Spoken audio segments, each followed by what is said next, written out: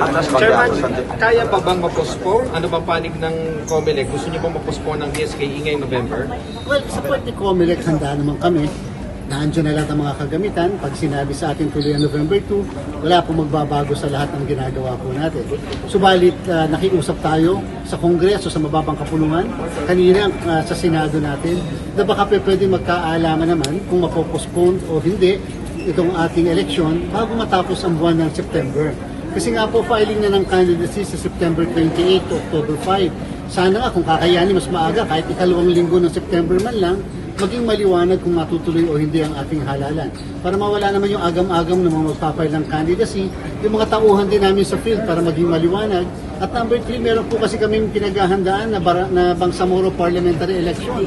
Kung importante po sa atin ang barangay, equally ganun po ka-importante ang kauna-unahang Bangsamoro Parliamentary Election. Kaya gusto po namin mag-focus sa iisa lang muna kung talagang yun ang mangyayari.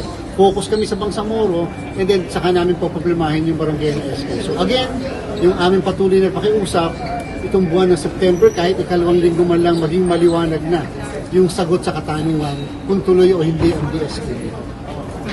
Sir, walang masasayang na pondo po ba? Yung mga nagamit, hindi masasayang? Well, sa bandang uli, wala naman talagang nasayang sapagkat yung mga in-overtime namin, yung mga hinire namin ng mga casual employees, yung mga EJO natin, Emergency Job Order employees natin, yan naman ay mga ginamit doon sa panahon na nagpiprint tayo ng balota, naghahanda kami para sa eleksyon, and therefore, hindi naman nasayang yon sapagkat siguro ang sinasabing nasayang yung kagamitan. Pero wala po.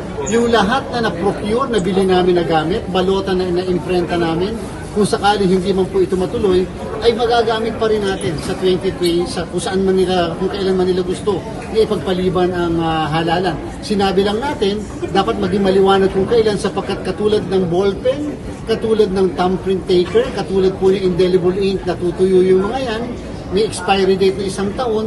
Ngayon, hindi muna namin pinapadeliver. Sinigurado muna namin na magiging maliwanag muna kung kailan talaga o tuloy ba. Dahil madali naman yung delivery, basta natapos na yung procurement. So wala pong masasayang na kagamitan technically. Sir, how about yung training po ng mga teachers? Hindi pa apektado? Hindi pa po namin sinisimulan yung training ng teachers. Magsisimula po yung training ng teachers sa mga 3 linggo mula ngayon. So yun po yung kadahilanan kung bakit kami nakikiusap na malaman kaagad natin kung matutuloy o hindi. Sapagkat pag nag-train tayo ng guro, siyempre po magbabayad kami doon sa mga lugar kung saan sila iipunin. Makakainin po natin sila, may transportation cost po sila. And therefore, yan po yung isang bagay lang na sana maunahan ng kung ano man yung tunay na mangyayari, tuloy ba o hindi. Doon po muna sa maaaring mabaliwala na gamit, yung listahan ng mga botante sa labas ng presinto. Ongoing po ang printing niyan, pati yung nasa loob, yung po kung sakali mababaliwala lahat yun. Dahil once po tayo ay nag-reset ng halalan, magre-register muli kami ng mga botante.